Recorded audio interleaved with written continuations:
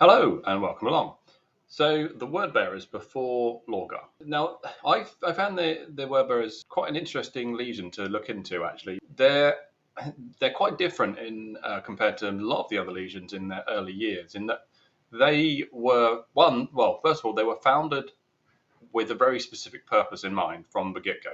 So what you find with a lot of the other legions is that they kind of grow into a role, something kind of in the way that they behave, the way that they form their job kind of takes them down a path into a specific role. Or some big event happens in their early history which causes them to be suitable to a certain role and not suitable to perhaps the role they were intended for, and then they become that.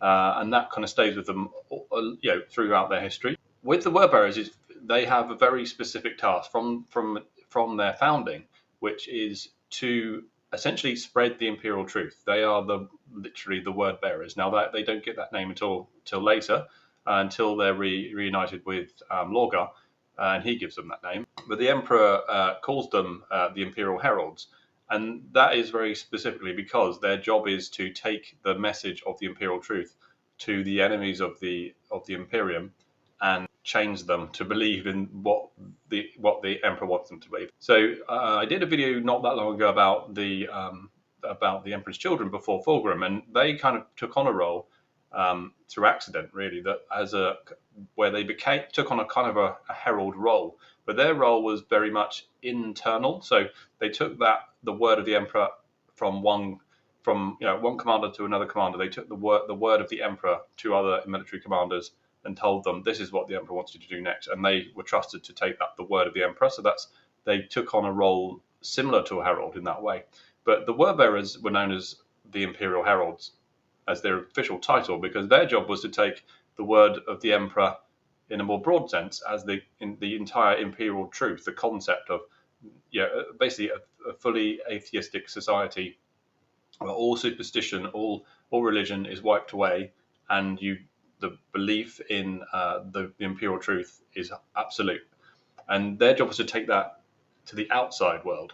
So they would be sent to enemy forces before a battle began, and their job was essentially to try and persuade them to agree to give up their old ways, take on the imperial truth, and convert essentially. Now, obviously, some enemies you would basically decide beforehand. There's no point talking to these people.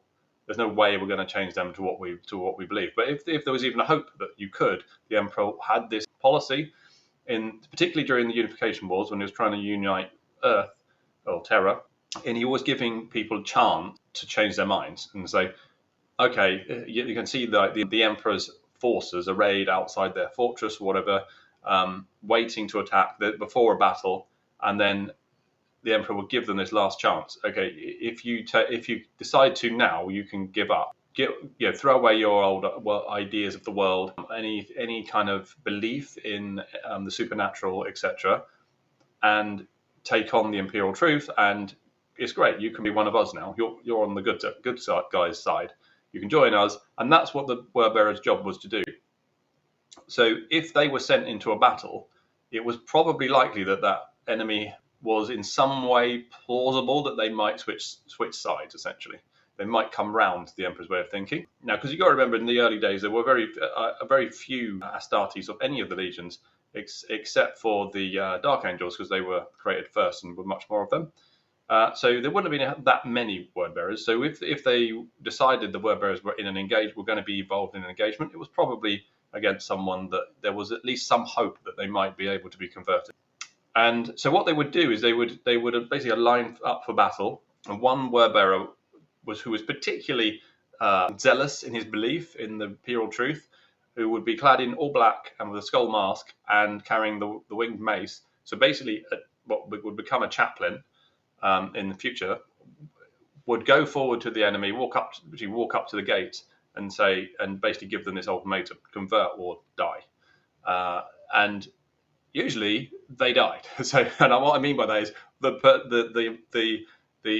word bearer that went up. Well, I shouldn't really call him a word bearer at this point. So the Imperial Herald that went up to give this ultimatum to the enemy would often be killed because most of the people the emperor's fighting at this point are extreme fanatics in their own particular beliefs, and the idea that the emperor was inevitably going to win wasn't a thing really. People were fighting back all the time, and they didn't they did so they would have often just seen this one lone guy coming up to tell them, you have to give up everything you believe in, everything about the world you think is true is not true. This is actually the truth. Give up everything and change to our belief, and you're fine. And they, most of the time, they would say, well, no, and attack them, kill them.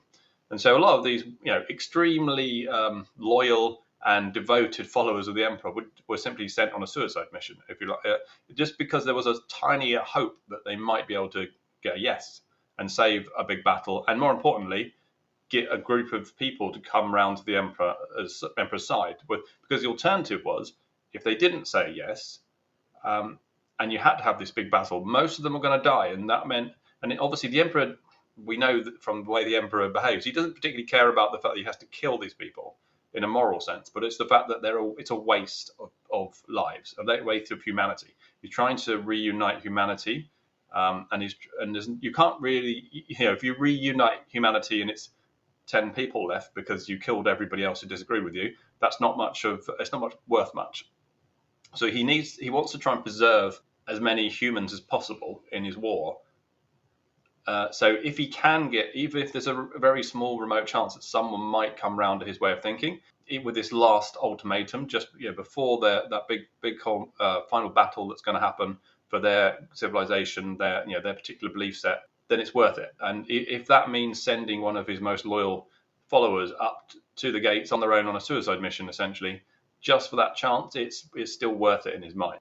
So now this is interesting also because basically the word bearers did this because they were the most loyal, they were the most trusted, the most devout, with using that word slightly in a non-religious sense, followers of the emperor. They believed 100% in the emperor and his mission and the imperial truth. The imperial truth, of course, is an atheistic belief set. It's the idea that there is no supernatural, there is no superstition, and obviously no religion, which is obviously a massive contrast to what the word bearers would become, and not just for what they would become during the heresy, when they obviously switched completely over to the other side, and they're intensely devout worshippers of chaos and really deeply involved in chaos ritual and spreading that amongst the other legions, but also what they would become under Lorgar. Where under Lorgar they took on this worship of the emperor and actually saw the emperor as a god, and that really came from Lorgar, not from the word bearers initially. So they didn't have a problem with going too far in terms of turning their devotion to the emperor into worship of the emperor during the time before Lorgar. So they did really do exactly what the emperor wanted them to do. They did exactly what he created them to do, and exactly how he wanted them to do it. And they were a really useful tool in the armory of the emperor and the Imperium in taking the word of the imperial truth out across Terra, and then later across the solar system, and then even later out into the galaxy as the frontiers of the new Imperiums expanded out. And they just kept doing this job really well. Basically, they had no major events essentially before Lorgar joins them, in terms of most of the other legions have some big issue that happens before they find their Primarch, and they do something wrong, or something terrible happens to them, or they just go too far, and all of these kind of things happen. It's a very familiar story when you look into the histories of the legions. But the word bearers are again different in the fact that not only did they have this really clear purpose from the beginning, they had their specific name from the beginning, they also just did their job exactly as expected, exactly as wanted from the beginning until they meet Lorgar.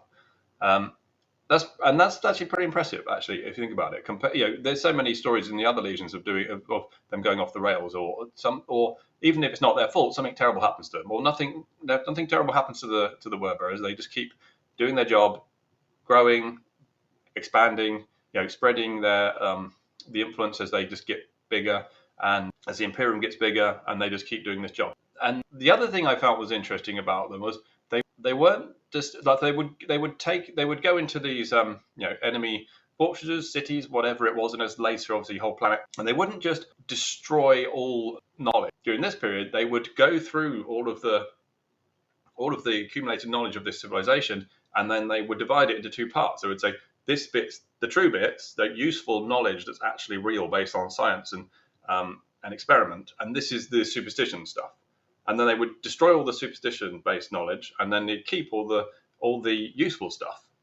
And so they weren't like these kind of medieval religious zealots who just thought all knowledge is bad and destroyed it, which they kind of did become later when they started worshipping the emperor as a god. So in many ways, it was Lorgar does destroy or ruin the purpose of the word bearers, or as they were known, the Imperial Heralds. They were just going about their business, doing their job, doing it really well. And obviously, you could argue, well, what they were doing is wrong by our standards outside of universe. We would say, well, you shouldn't be doing that. They're bad people. But if you take it from the in-universe view, what are they doing? What they're supposed to be doing based on what they were created to do by the Emperor? Yes, they're doing exactly what he wanted them to do. And are they doing it well? Yes, they're doing it extremely well. When does that stop? Well, it stops when Lorgar arrives and he starts going, oh, actually, this is good, but the Emperor is actually so amazing. He can't just be a man. He has to be a god. And then that's when it starts to go downhill from there. And so, although they do continue to go on under Lorgar to continue to conquer many worlds and convert them over to being loyal members of the Imperium, he also starts to spread this idea of the Emperor being a god and starts to replace people's old worship with new worship. It just changes the focus of the worship. Whereas the whole point of what the Emperor wanted was him to eliminate worship. So I thought that was very interesting, because I always thought that the word-bearers must have been kind of on this road before Lorgar was reunited with them. But actually, it turns out they didn't. There's no evidence of this happening before Lorgar arrives. They always just did exactly what they were created to do, which is, again, quite unusual amongst the legions. Now, also, because of this role that they had, this quite relatively unique role amongst the legions, they also had quite a different character to the other legions. So they didn't kind of have a sense of glory or even honor. For them, war was just a tool to get the job done of converting people to the imperial truth. So they didn't really revel in battle or the idea of being a warrior, and so they didn't have really any respect for an opponent who might just be good at war. So so many of the other legions would actually have a certain degree of respect for people that fought them well. The word bearers had no such respect for their enemies, and essentially you were worthless to a word bearer until you converted. And up to that point, it doesn't matter what how you fought. That was irrelevant. You were fighting against the truth, and all that mattered to them was the truth, and that you would convert to the truth.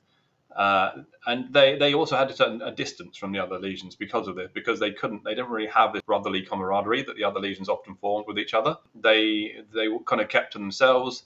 The other legions didn't particularly dislike them or have any problem with them. It just didn't have any connection to them. That's kind of kept them apart on the outside. And I think also because they were just doing something different to what most of the other legions were doing, and they didn't have this kind of warrior culture that most of the other legions had, that bound them relatively together and gave them at least some common ground that they could relate to each other on. I thought that was quite interesting as well. And you find a lot of the stories in the Horus Heresy books where they're kind of giving backstories to characters and so on. A lot of the characters will have friends in other legions who they were on they do exchanges of officers often, and they build up these sort of friendships within the other legions. And the word bearers were one of the hardest ones for you to kind of for people to build this kind of warrior friendship with, because they just didn't have the same reference points for them for the other legions, and so it was quite hard for that to happen. And you can see why that would be when they don't really care that much about the battle or the war or the individual combat. They're not really into dueling and military prowess, and just of the idea of winning battle honors by being the first to take an objective, or the guy that could beat the enemy commander or something like that. It just didn't mean anything to them. And so if you're like that, you're not going to fit into a world where the kind of military world where that's what means a lot to all the other legions, most of the other legions.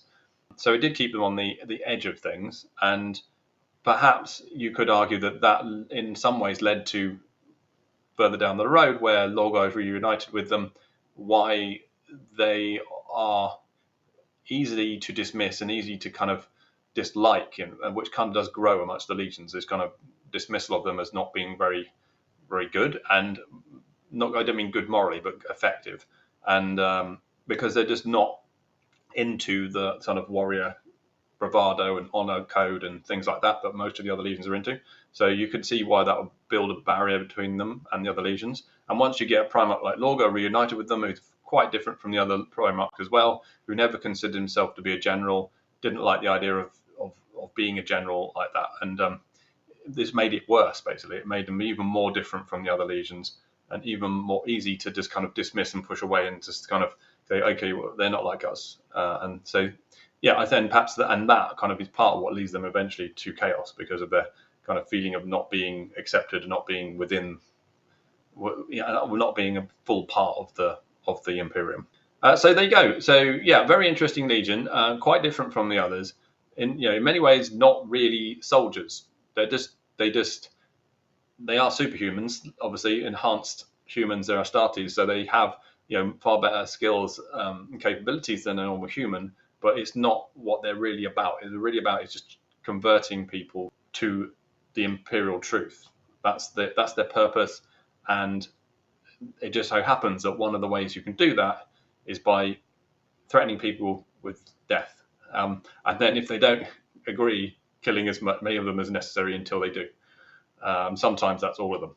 But there you go. So yeah, let me know what you think in the comments. Like, subscribe, share. Suggestions for future videos would be great. So the plan is to do some more of these videos on the early days of each legion, but probably the next video will be on a character from the Heresy period. So I'm not sure which one to do yet. My last video on a character from the Heresy period, which was Khan, didn't do that well. So I'm hoping the next one will. So any suggestions of which person you'd like to hear more about from the Heresy period, let me know. So thanks a lot, and I will see you next time.